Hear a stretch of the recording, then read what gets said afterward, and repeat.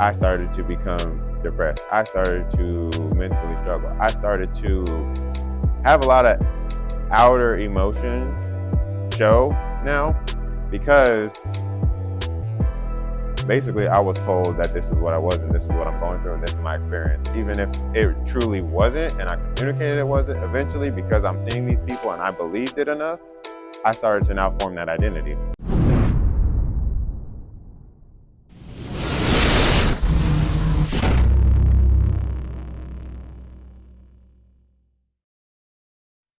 No one can tell you how to be you.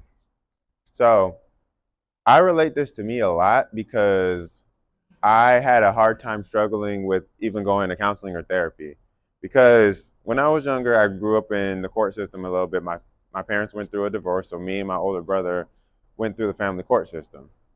And so, because of that, we basically had to go to counseling or some form of therapy to be able to.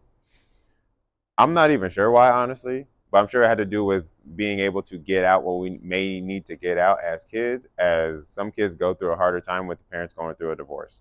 So for me, going to a little story with it, me and my older brother went to counseling together with these two women, sometimes one woman, and then we would sit there for I don't know how long, 45 minutes to an hour, and just talk. They would just want to know how we're feeling, how things are with the divorce, seeing mom, seeing dad, their interactions, our life with each parent, and stuff like that. For me, I wasn't much of a talker, honestly. So I would then whisper to my older brother because he was more a talker. He's about almost 2 years older than me. He was a bit taller and stuff like that. So having a relationship with my brother, even though it wasn't the best growing up, I would communicate to him, so then he would communicate to the counselor or the therapist, and so he would kind of speak.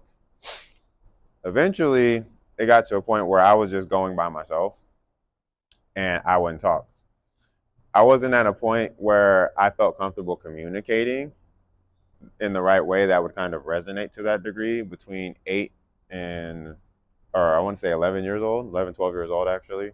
We started going when I was about 8, to my knowledge. But, anyways, so around 11, I was not comfortable. One, because I wasn't going with my brother anymore. And two, I was still trying to figure out the right words to communicate things effectively per what would be understood by somebody else. And so the awareness at that age, I know, is something that most people don't understand, but I've told people this for a while. And so I wouldn't talk. So they would tell me and tell the judge and attorneys and stuff like that that something was wrong with me because I would not communicate. Not understanding that now I do not have my older brother there with me who was my form of communication at that time. Now I'm put on a spot to kind of figure out how to communicate to these essentially strangers.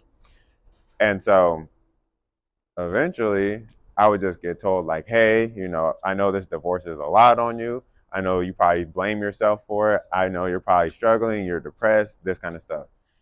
And in my head, and even telling them, I'm like, no, I'm not.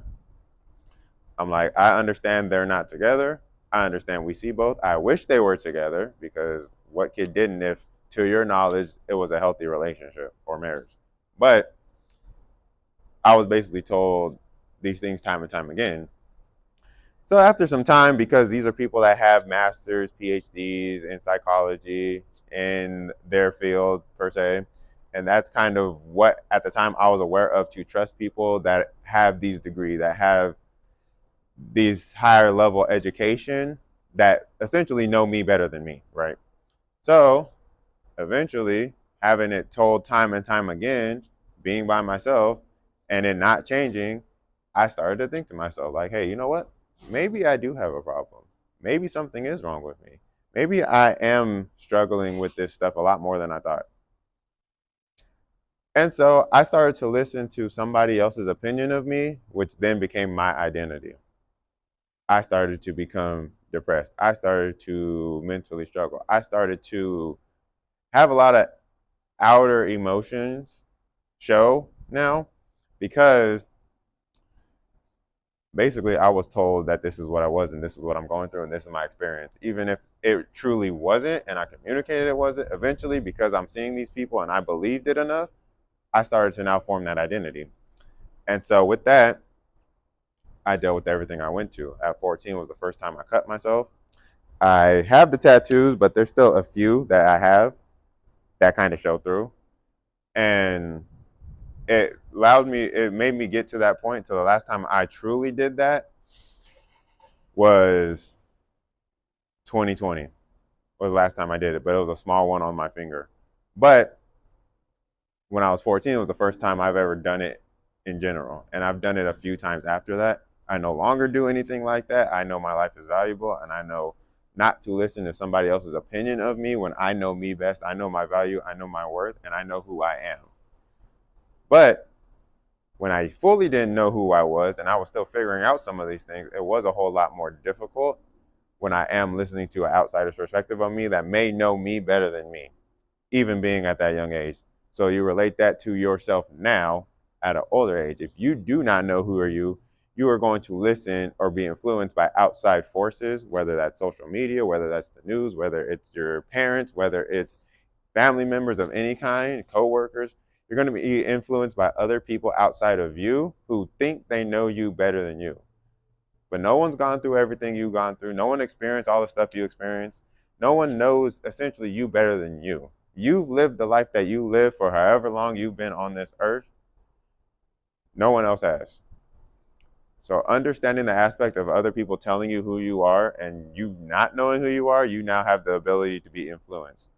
If you know who you are and you stand on who you are and you know your values, everything about you, even to the point of setting boundaries with people, because that's what you will end up having to do. If people start to challenge who you are, if you truly do know who you are, you know your purpose, you know your vision, you know what you're put on this planet for, you know what your worth is, all that stuff, you will have to start limiting interactions with people. You will start having to set strict boundaries with people because people will try and challenge what you think about you, and people will tell you they know more about you than you. Honestly, sometimes people do. If you lack the self-awareness to know you, then yes, they may be actually right about some stuff. They might see something in you that you don't see in you that actually might be hindering some aspects of your life. But if you do know you, don't allow anybody else to tell you otherwise. Because if you do, you now become influenced by others. You now get to the point of having identity crisis.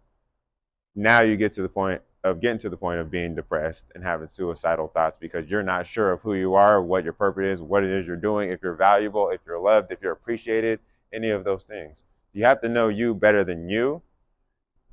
Sorry, you have to know you better than anybody else knows you, and know you to the point that nobody else can tell you who you are.